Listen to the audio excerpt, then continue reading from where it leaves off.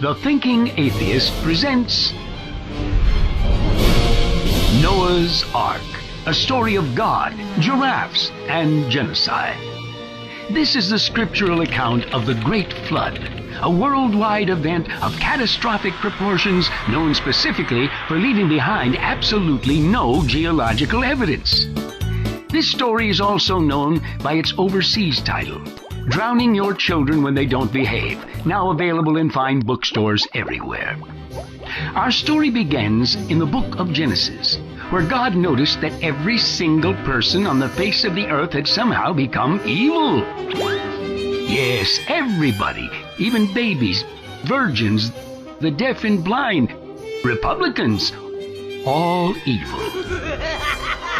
God ignored the fact that he was the one who started this fiasco, and he decided that the whole thing was just a huge mess, and perhaps it was time to get rid of the whole thing and start over. The good news? There was one man who was righteous and blameless. So Noah and his family were told to build the world's largest life raft, known from that day forward as the Ark. God has a thing for arks. In fact, another biblical account involving mass death and destruction involved the Ark of the Covenant. But we haven't time for that gruesome little story, so let's push on. God told Noah to build an ark out of cypress trees and pitch, 450 feet long. Quite an undertaking for a guy who was 600 years old. Fortunately, his sons, Shem, Ham, and Japheth, were conceived when Noah was 500 years old. So Noah was obviously vigorous enough for, physical activity, if you know what I mean. Then God commanded Noah to gather up 2 of every living thing and place them inside the ark. Well, for some reason, God changed that number to 7 the following chapter. However, if you've actually read the Bible, you know that God's not much for consistency, so we'll stick with 2 and act like we weren't listening. So, Noah went about personally gathering up tens of thousands of animal species.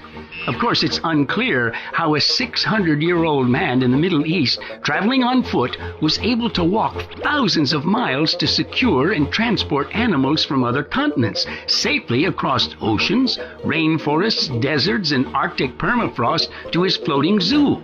Siberian wolves, penguins, baboons, crocodiles, anacondas, South American tree frogs, beavers, polar bears, reindeer, etc.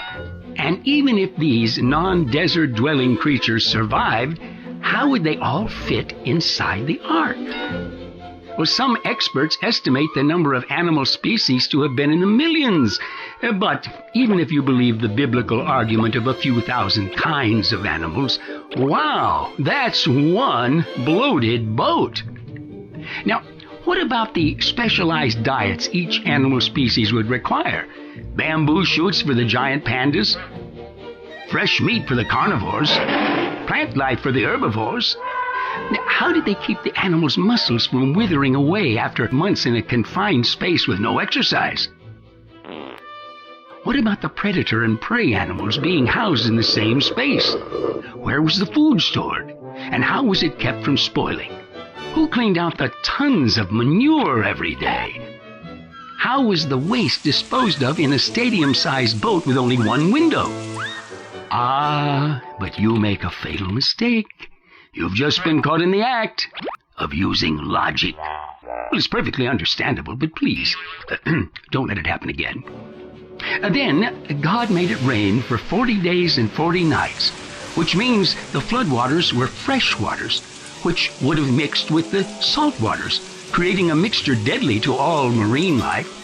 So in that case, since there probably weren't any sharks, tuna, and pufferfish inside the ark, God apparently gave the fish the ability to hold their breath for half a year.